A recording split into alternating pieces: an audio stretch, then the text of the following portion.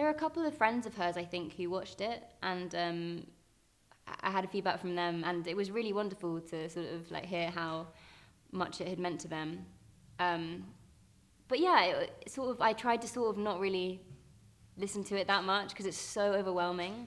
Because I can't imagine what it would be like if you knew her and then this portrayal. I feel like it gets really complex.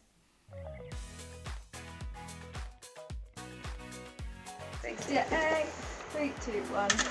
I was actually in a tech rehearsal for the play that I'm doing at the moment, and we didn't have phones in rehearsal, so I actually had no idea until I came out of that rehearsal like a few hours later, and the director and the writer were like, "Oh my God, well done, we just found out," and I was like, "About what?" They were like, "Your Emmy nomination." It was mad.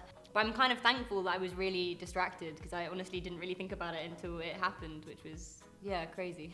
Since I've joined this family, it's not been easy. And I think that people out there can sense that I've suffered. It was strange because, it came out during the pandemic.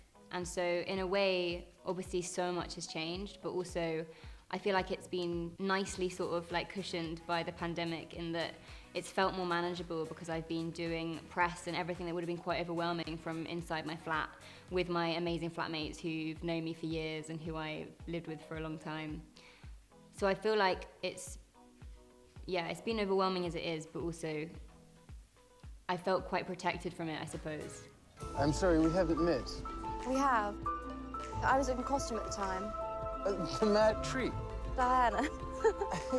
It felt like a family, and I know that people say that a lot, but it really did. Everyone was so warm and so welcoming and so silly. Everyone enjoyed having so much fun.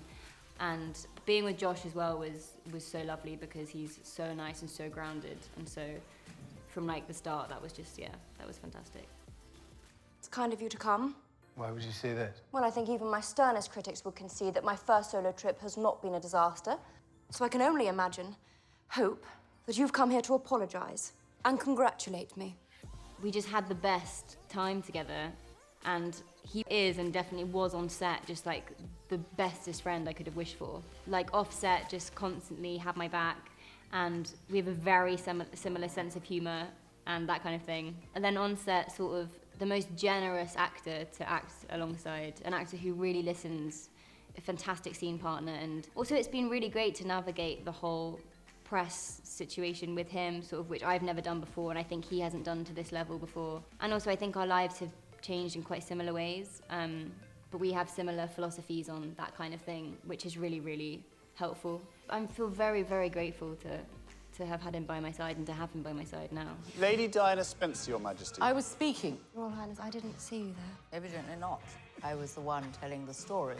You ruined with your entrance. Helena in particular became like a real sort of maternal figure to me throughout filming and also afterwards. And I've been so grateful for that because that kind of her wisdom and experience and guidance is just second to none. I sort of was sitting there, it felt like some kind of weird fever dream. And Olivia is just the most phenomenal actor to act opposite because she's so funny and silly and so not the queen when you're with her. And then suddenly they'll show action and she'll be like, oh goodness, and then just go into it and be such a stone cold bitch when she's playing the queen. And it's fantastic. You're just how do you do this? It's magic. She is just phenomenal, yeah.